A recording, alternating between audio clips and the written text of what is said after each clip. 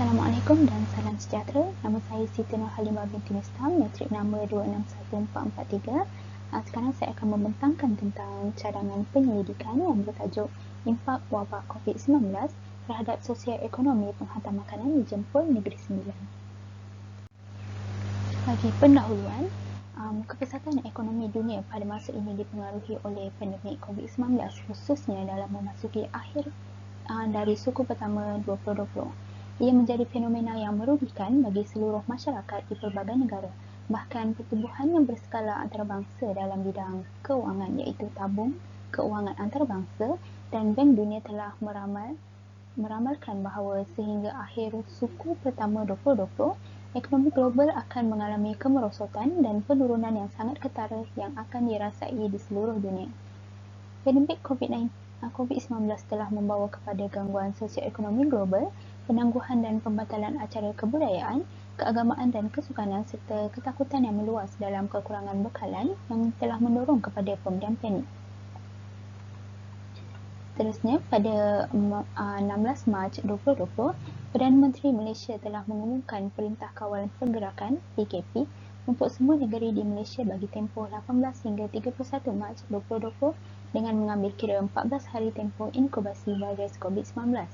Memandangkan bilangan kes positif tidak menunjukkan penurunan, PKP Fasa 2 pula telah disambung sehingga 14 April 2020.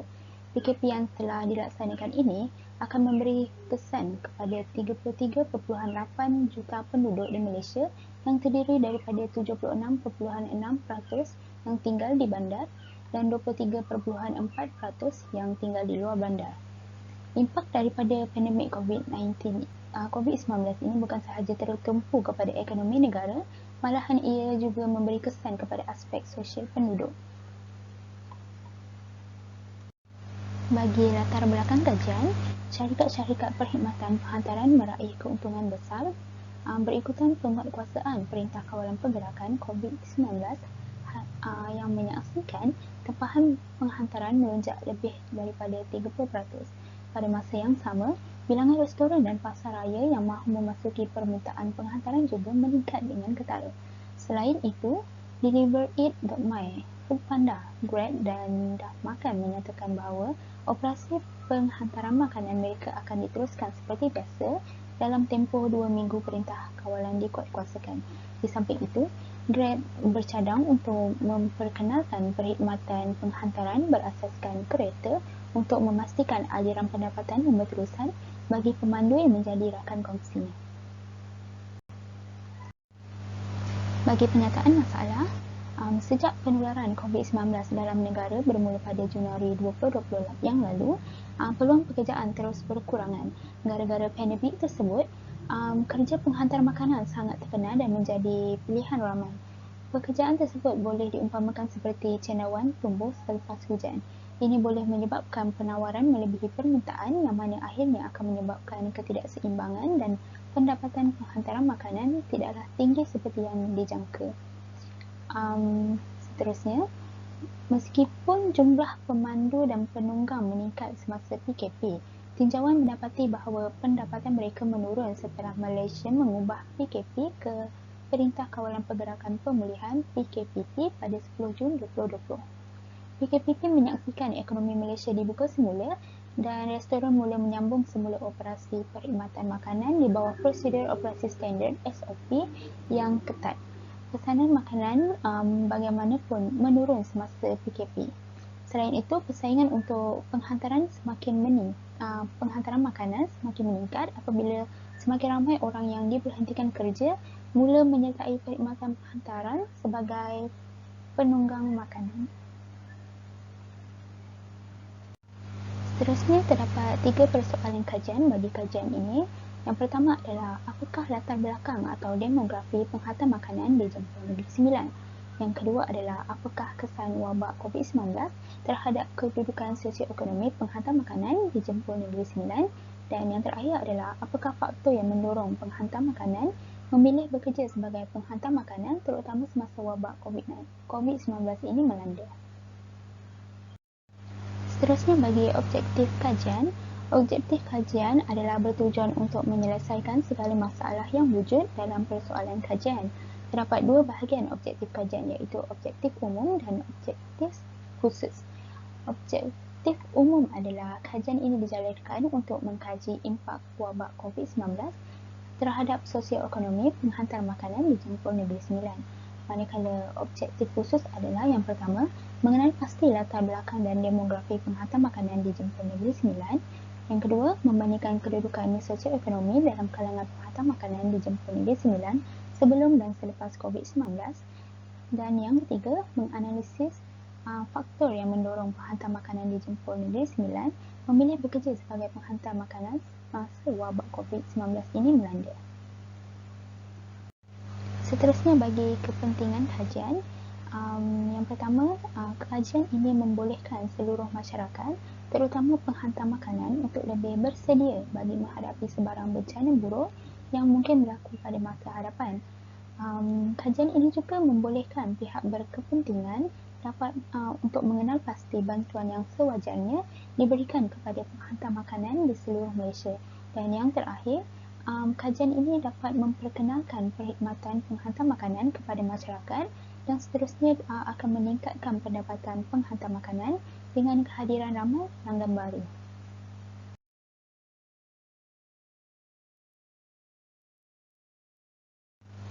Bagi konsep kajian, menghantar makanan runcit adalah suatu perkhidmatan kurier, iaitu apabila restoran, kedai atau syarikat pengirim makanan bebas menghantar makanan kepada pelanggan. Pesanan atau tempahan kebiasaannya dibuat sama ada melalui restoran atau laman web runcit atau aplikasi mudah alih atau melalui syarikat pesanan makanan. Barang yang dihantar boleh merangkumi makanan pembuka, makanan sampingan, minuman, pencuci mulut atau barangan runcit yang kebiasaannya dihantar di dalam kotak atau beg. Seterusnya, status sosioekonomi (SES) adalah istilah yang digunakan oleh ahli sosiologi, ahli ekonomi dan saintis sosial lain untuk menggambarkan kedudukan kelas seseorang atau kumpulan. Ia diukur dengan sejumlah faktor termasuk pendapatan, pekerjaan dan pendidikan dan boleh memberi kesan positif atau negatif terhadap kehidupan seseorang. Data sosioekonomi dikumpulkan serta dianalisis oleh pelbagai organisasi dan institusi, kerajaan persekutuan, kerajaan negeri dan tempatan menggunakan data tersebut untuk menentukan segala-galanya dari kadar cukai hingga perwakilan politik. Terdapat 3 faktor utama yang digunakan oleh saintis sosial untuk mengira status sosioekonomi. Yang pertama adalah pendapatan, yang kedua pendidikan dan pekerjaan. Bagi kajian lepas, kajian Nur Akilah et al. 2021 ke atas cabaran yang dihadapi oleh perkhidmatan penghantaran makanan semasa wabak COVID-19 mendapati bahawa isu pengangguran semakin meningkat dalam kadar yang tinggi akibat keadaan ekonomi yang tergugat saban hari akibat COVID-19. Seterusnya, kajian Ahsan Ali et al. 2020 di perkampungan orang asli di Pahang mendapati bahawa kesan wabak COVID-19 menjangkau lebih dari sekadar ancaman kesihatan, di mana penguatkuasaan undang-undang darurat memberi kesan yang lebih mendalam terhadap golongan orang asli. Dapatan kajian tersebut juga menunjukkan bahawa kebanyakan dari penduduk luar bandar, termasuk golongan orang asli, terlibat dengan sektor ekonomi yang tidak formal dan bergantung dengan gaji harian. Wabak COVID-19 ini juga bukan sahaja memberikan kesan kepada ekonomi negara secara keseluruhannya, tetapi juga memberikan impak kepada sistem sosial dan ekonomi masyarakat. Dan yang terakhir, kajian Rosita 2020 mendapati bahawa PKP yang dilaksanakan akan memberi kesan kepada 33.8 juta penduduk di Malaysia yang terdiri daripada 76.6% yang tinggal di bandar dan 23.4% yang tinggal di luar bandar. Dapatan kajian menunjukkan bahawa impak daripada wabak COVID-19 bukan sahaja tertumpu kepada ekonomi negara, malahan juga memberi kesan kepada aspek sosial penduduk. Perbezaan dengan kajian terdahulu. Berbeza dengan kajian lepas, kajian ini menumpukan kepada impak wabak COVID-19 terhadap sosioekonomi dalam kalangan penghantar makanan di jemput Negeri Sembilan. Pengkaji memfokuskan kawasan kajian di Jempol Negeri Sembilan sahaja. Pengkaji juga menumpukan kepada impak COVID-19 terhadap sosioekonomi penghantar makanan sahaja, bukan ke semua sektor pekerjaan dan perniagaan di Malaysia.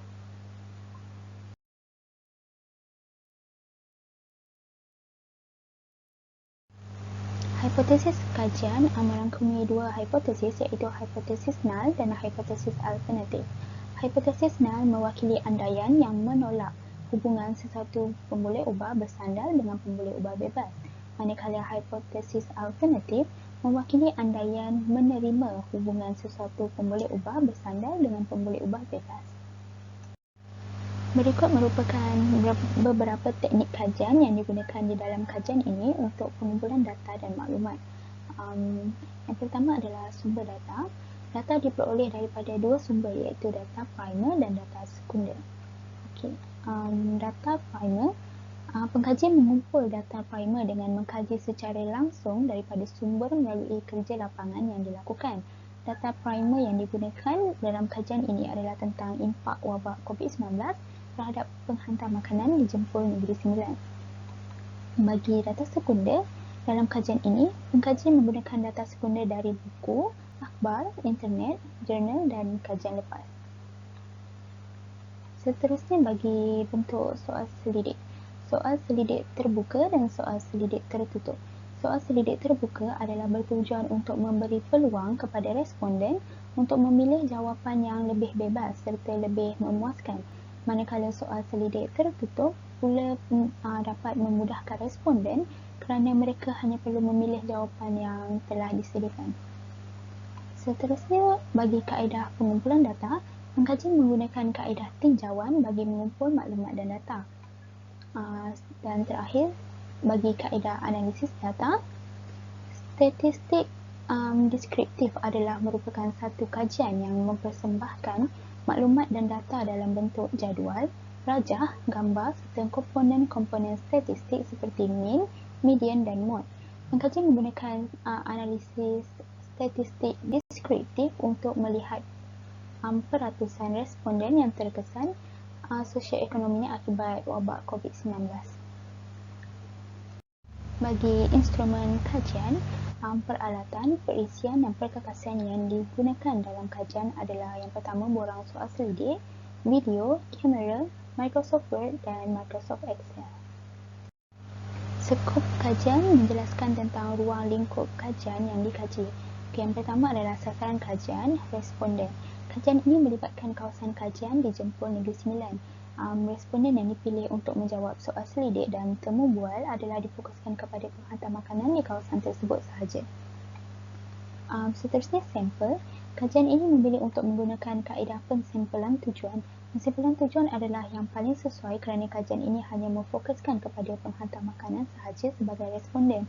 Kajian ini tidak mewakili keseluruhan penduduk dan pekerja di Jempol Negeri Sembilan kerana sampel adalah terlalu besar, jadi agak sukar bagi pengkaji untuk mendapatkan semua maklum balas daripada semua responden.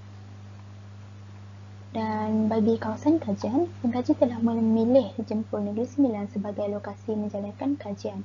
Pemilihan kawasan kajian ini dapat memudahkan pengkaji untuk mengumpul maklumat dan data secara langsung selain dapat menjimatkan masa dan kos. Dan yang terakhir, bagi jangka masa kajian ini dijalankan selama sebulan bermula 7 Jun 2021 hingga 7 Julai 2021.